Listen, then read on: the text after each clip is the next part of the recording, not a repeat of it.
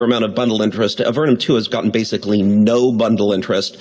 But, maybe I'll offer one of the Humble Bundle as a car or something. The number of sales, therefore, went way down. And, of course, the earnings went down quite a lot as well. I'm going to have to ask you to take my word for it that the quality of these games is roughly similar. The user reception among the people who actually bought it was roughly similar. You can verify that somewhat by looking at Steam reviews if you want. All of my other games on other platforms have followed the same pattern. I don't really have time to go into that, and a lot of those figures, I just don't have access to it anymore. So this is, again, another take my word for it, and maybe sometime I'll do a longer talk. The big lesson from this story is that the game business is hard. And it's a tough, competitive, miserable blood sport kind of business. And there was a time when a lot of people were making a lot of money, and it became possible to forget that. But now people have to remember, in the games business, success should always surprise you. Failure should never surprise you. That's the cost you pay for living your dreams. That's my story. Unfortunately, there are a certain number of people who are going out of business, and that will continue until life becomes tolerable for those few who survive. Yeah, I wouldn't drink the coffee. Have a great day, kids.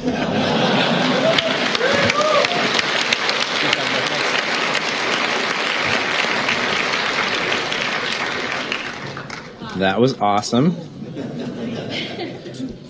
Thank you, Jeff. So please welcome to the podium Rebecca Saltzman, CEO and co-founder of Finji. Let's do this. Hold on. I have to push a start button for him. I'm looking at a spinning pinwheel. Okay, cool. We got it. Okay, you're on. Hey, my name is Becca Saltzman. I'm the CEO and co-founder of Finji. I run the studio in Austin, Texas with Adam Atomic Saltzman. We've been doing this since like 2006. That's about how long the studio's been around under various names. I handle the business, legal, financial aspects of the entire studio. I also basically take care of our publishing branch. I also do writing and design on our games, which people don't know. So yeah, I do a lot of things. I'm also a mom of 2 kids, and they're crazy. So that's me, that's my youngest, and that's where you can find me. So I'm going to talk a little bit about first-year revenue for our games, and these are like actual legit numbers. And you're looking, I'm thinking, holy crap, that's really high. But it's not. Most people think Cannonball made us like millions of dollars, and like that is legit not the case. Right now, that number you're looking at is $715,000. That's like our lifetime revenue on Cannonball, which came out like, 6 years ago? The first year, that 273, that's what we made in the first year. These are some of our other titles that we've had. Gravity Hook, first year, 46,000, lifetime, 54. Hundreds, 437 in the first year. It seemed really awesome. Look at our lifetime. Likewise, Capsule, about $6,000 so far, or 14 grand total. And then our 2 most recent titles that were released last year, both of which are IGF nominated games. Feist is currently at about 105. Panoramical is at 33. All of these numbers are pre-platform holder cuts. So yeah, this next one's kind of interesting because you're like, that's a lot of money, nice job. How do we actually work in this industry? We're all on rev share. This says how many rev share owners are on each of these projects and about the average or the yearly average. But you have to understand most of our income has been made in the first year. I want to point out specifically Hundreds, which looks like it's done great, but it made all of its money in the first year. It didn't actually pay itself back. So yeah, our highest revenue shareholder would have averaged like $44,000 a year on Cannibalt. We've had 3 rev shareholders. Panoramical has 9.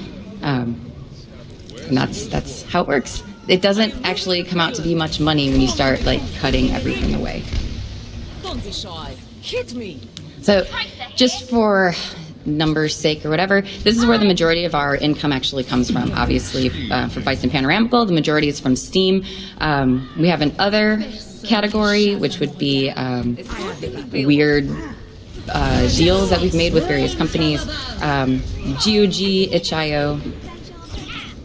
So that's like our most recent PC release money. And then our mobile games. We've always done premium games on iOS. We sell mostly on iOS. That's where we've been. We had a really great partner with iOS. But yeah, we've always done premium games. We've never done freemium. So our Android market's very little. Okay, now I'm going to talk a little bit about what our expectations were before we released a lot of our games. Cannibal. We didn't have any. No expectations. Cannibal went viral as a non-monetized Flash game. We didn't even have an ad on that. Hit 10 million people in the first month, and we didn't even put an ad on it. We ported the game to iOS in under 3 weeks. What did it have, though? It was novelty. It was the first. It was an auto runner. It's like a whole genre now. And the Wikipedia page is hilarious.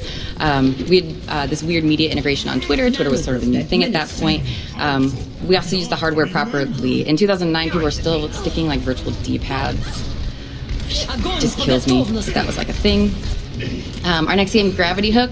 Why were the expectations so bad? We've only made 55,000 on this particular game, and it took 6 months too long. And we totally had a clone. We were beat to market, and we were late to market, and the game was actually broken. We didn't figure that out for a year. There weren't enough things to grapple, so good job, us.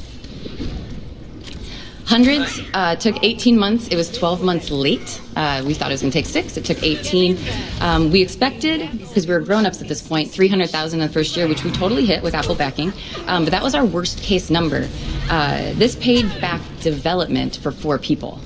So it did not pay for our next project at all. We only had about 100,000 maybe to go forward to space out over 4 people. We expected a long tail after a high launch, and it dropped off significantly after the first 14 months. And at the Apple Store, the store started to change. There was a race to the bottom. People didn't want to pay that much for a premium game, and they didn't want to pay money at all on games. Capsule. The game is about asphyxiation, for heaven's sakes. It's slightly niche.